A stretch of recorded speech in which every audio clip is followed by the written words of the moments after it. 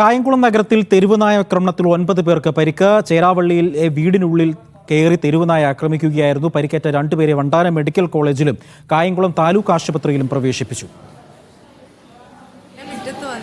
പട്ടിയെ ഓടിക്കാനായിട്ട് ഇറങ്ങിയതാണ്. പട്ടിയെ മുഖത്തോട്ട് ഇങ്ങനെ കടിക്കാൻ വേണ്ടി ചാടി ചാടി ചാടി നിൽക്കുമായിരുന്നു. ഇവിടെ എൻ്റെ കയ്യിൽ ഒരു കലം ഉണ്ടായിരുന്നു. ഞാൻ ആ പട്ടിയെ കലം കൊണ്ട് എറിഞ്ഞിട്ടും പട്ടി പോകുന്നില്ല.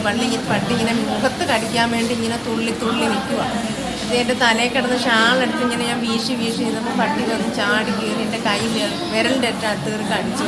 ആദ്യം എന്നെ പിടിച്ചൊന്ന് വലിച്ചപ്പം ഞാനൊരു പടി എടുത്ത് അടിച്ച് താഴെ ഉണ്ട്. അപ്പോൾ കുഞ്ഞിനെ നോക്കി അങ്ങനെ കുഞ്ഞിനെ താഴെ ഇട്ടു. ഇടിച്ച് വലിച്ച് താഴെ ഇട്ടു. താഴെ പിടിച്ചപ്പം കുഞ്ഞിൻ്റെ ആ പട്ടിയുടെ നഖം കുഞ്ഞിൻ്റെ ആണ്. ഷൈജു തുടരുന്നുണ്ട്. ഷൈജു, എന്താണ് കായംകുളത്ത് സംഭവിച്ചത്?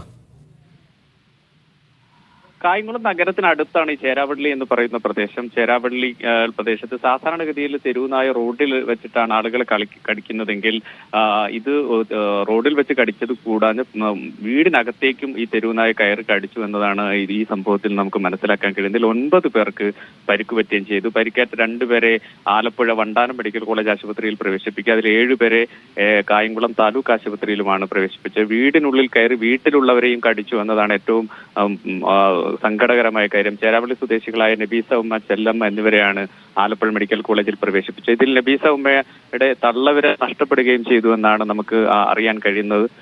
അങ്ങേയറ്റം കഴിഞ്ഞ കുറച്ചു കാലമായി തെരുവുനായ ആക്രമണത്തിന് ഒരു ശമനം ഉണ്ടായിരുന്നെങ്കിലും വീണ്ടും ഇത്തരം സംഭവങ്ങൾ ഉണ്ടാകുന്നു എന്നതിന്റെ സൂചനയാണ്. ഒരു പ്രദേശത്ത് നിരവധി ആളുകൾക്ക് നേരെ, പ്രത്യേകിച്ച് അത്ര വേഗം ഓടി രക്ഷപ്പെടാൻ കഴിയാത്ത പ്രായമായ പെണ്ണുങ്ങളടക്കം ആളുകൾക്കാണ് കടിയേറ്റിരിക്കുന്നത്. അതുകൊണ്ട് തന്നെ ഇത് ഗൗരവത്തിലെടുക്കും എന്നാണ് മനസ്സിലാക്കാൻ കഴിയുന്നത്. ഏതായാലും ചേരാവള്ളിയിൽ നടന്ന സംഭവത്തിൽ 9 പേർക്കാണ് പരിക്ക് പറ്റിയിരിക്കുന്നത്. 2 പേരെ ആലപ്പുഴ മെഡിക്കൽ കോളേജ് ആശുപത്രിയിൽ പ്രവേശിപ്പിക്കുകയും അതിൽ ഒരാളുടെ തള്ളവിരലിന് സാരമായ പരിക്കുമുണ്ട്. ശരി, ഷൈജു ആണ് വിവരങ്ങൾ നൽകിയത്.